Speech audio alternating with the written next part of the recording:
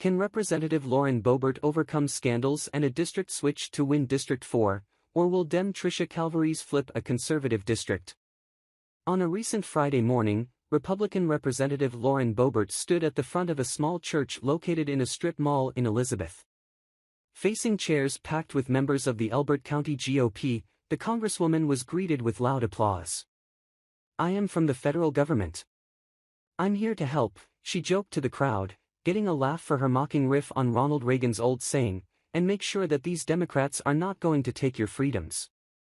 Since first running for Congress on the other side of the state 4 years ago, the twists and turns of Boebert's political path have continued to surprise and shock Colorado's political establishment.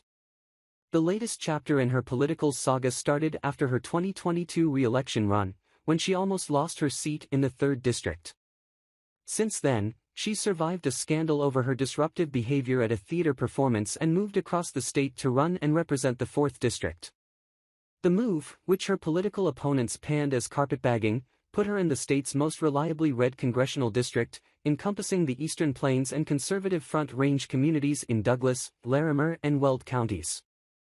As she talked to this friendly crowd at the Elizabeth event, Boebert hit on her usual roster of national issues, particularly claims of an open border and the crime and fentanyl overdoses she associates with it. But she also took time to address issues closer to home and show her knowledge of her new district. "I'm also fighting alongside of you for our local issues, for our resources, for our water, for our energy development, for our economic development," she said, before joking that Elbert County, which has struggled with concerns about growth in recent years, wasn't interested in any more economic development. Boebert's message in this final week of the campaign is one that has been a theme of her career in Congress: less government. "We are fighting for that American dream so people do not have to rely on the government for their food, their health care, their housing, wondering what their next day is going to look like. We want less DC in our lives," she said. But Boebert brought some DC with her to this meeting. Stumping for her were House GOP Whip Tom Emmer of Minnesota and GOP Representative Beth Van Duyne of Texas, who both sang Boebert's praises and urged the crowd to get out the vote. "We got to get our family, our friends, our neighbors, our co-workers. It's time to stand up, speak up, cast a vote, and get started on saving this country," Emmer implored the crowd. "If we do that, you're going to send Lauren Boebert back with the biggest number she's ever had." Boebert barely survived her last re-election in her Republican-leaning district, winning by 546 votes. It was a strong sign that voters had wearied of the Congresswoman, who gained more media coverage for her antics and insults of fellow Congress members than her actual legislative work. Facing both a serious primary challenge and a potential rematch with her previous Democratic challenger, Boebert made the surprise move late last year to run for election in the seat being vacated by GOP Representative Ken Buck. That shift put her in a district where Republicans make up almost 34% of registered active voters and Democrats are only about 15%, with the largest bloc being unaffiliated at 47%. If Boebert had to move to stay in office, that's fine with Elizabeth Republican Kimberly Eckhout. "I like her personality. She's pretty fearless, which you have to be now if you're in Congress," she said. Eckhout said she remembered when members of Congress were willing to work together to get things done. "There seems to be a faction where they're like, no, we don't have to do that anymore. That's a dangerous place to head," she said. But when it was pointed out that Boebert has often been part of that no-compromise bloc in the House, standing against the selection of Kevin McCarthy as Speaker and voting against rules to advance Republican bills, Eckhout said, "She's contending back. She's giving back what she's getting. But in general, I don't like to see that, but that's kind of the way you have to play." Republican William King didn't back Boebert in the GOP primary for the seat, but he's backing her now. "We've selected our candidate and it's the job of the Republican Party to elect Republicans and take control of the House," he explained. "Therefore, we stand behind those people, all right. And the other issues are maybe still there and we can discuss them privately, but no, the support has to be unity." He thinks there is a lot of support for Boebert in the district because she doesn't waver on the issues that are important to all Republicans right now.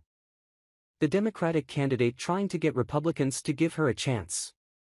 Despite the district's partisan history, Democrat Trisha Calvarese is doing her best to derail Boebert's straight shot back to the House. Calvarese grew up in Highlands Ranch with conservative Republican parents. She moved back to the district last year to provide end-of-life care for them. She's running because she thinks the district needs someone who will look out for all of its residents, at a human level, and the real-world challenges they face. I'm running to put people before party. Because I've been there, she explained. I went through a horrible experience of providing end-of-life care for both of my parents. I had so much support and structures in place. And so many people in our district do not have that. Everyone deserves a representative who's going to fight for them. On a Saturday morning, Calvarese joined about 24 volunteers at a park in Highlands Ranch, as they prepared to knock on doors. Like Boebert, Calvarese also had some congressional help firing up the crowd. Democratic Representative Jason Crow, who used to represent the area before redistricting. Boebert represents the worst of politics and what Americans view of politics. Somebody who couldn't give a damn about her district, somebody who's interested in her own profile and her own celebrity and just getting attention, he said. Crow noted that while he and former Congressman Ken Buck had little in common, they found issues where they could work together. We have higher expectations of our elected officials. We expect people to deliver. We expect people to protect your families and you, he said. Calvarese is focusing on a few policy issues in the final week before the election, things about Boebert that she told volunteers the data shows can move the needle with voters. Number 1, she does not support veterans.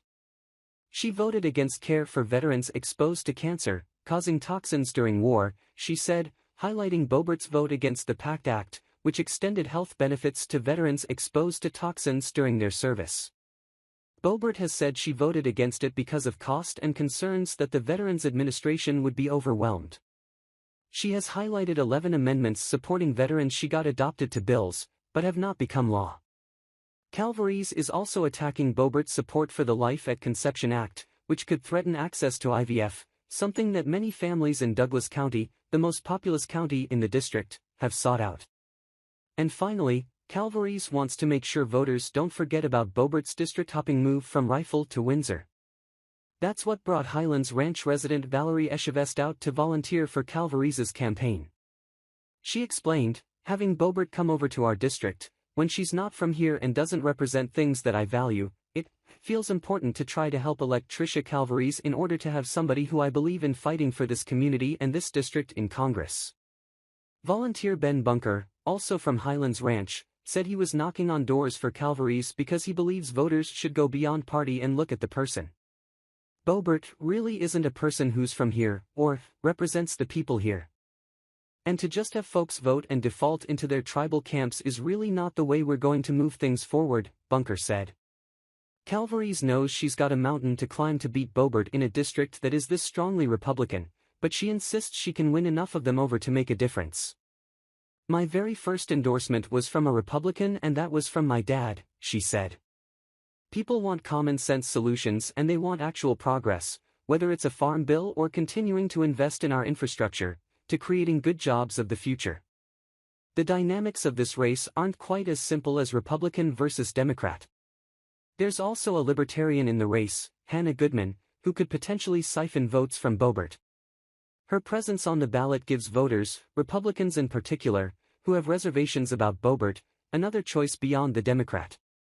In a vacancy election this summer to fill Buck's seat for the remainder of this Congress, Goodman got around 9,000 votes, 5% of the total. Boebert was not on the ballot for that race. While a Calvarese win is a long shot, many will be watching the election night results closely.